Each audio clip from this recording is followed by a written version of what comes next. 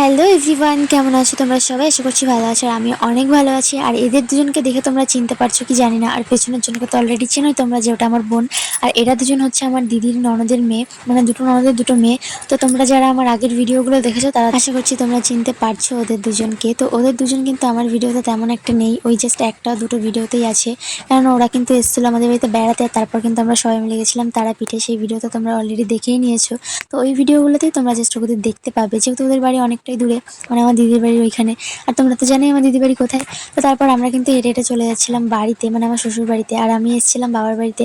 আর ওরা বললো যে চলো মাসি ঘুরে আসে, যেহেতু আমাদের শ্বশুর বাড়ি থেকে আমার বাবার বাড়ি খুব একটা দূরে নয়। তো আমরা কিন্তু হেঁটে হেঁটেই চলে যাচ্ছিলাম। তো তারপর কিন্তু আমরা চলে এসেছি এখন বাড়িতে। আর তোমার দাদাভাই কিন্তু হাফ রাস্তা থেকে আনতে গেছিলো, হাতে যেহেতু একটা ব্যাগ ছিল, তো প্রবলেম হচ্ছিলো, ওই জন্য বলেছিলাম নিতে আসতে। আর আমার বোনকে নিয়েও চলে এসেছে। আর এখন হয়ে গেছে রাত, আমাদের টোটো করে দিয়েছে, আমরা কিন্তু চলে এসেছি বাড়িতে।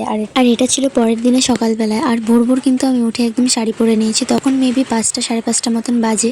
আর কেন এত সকাল সকাল উঠেছি সেটা তোমরা একটু পরেই জানতে পারবে।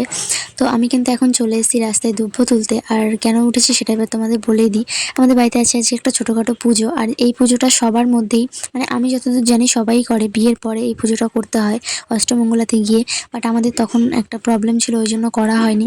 তো তারপর কিন্তু আমি দুব্বো তুলে নিয়ে এসেছি। আর এখন কিন্তু সেই পুজোটা করা হচ্ছে।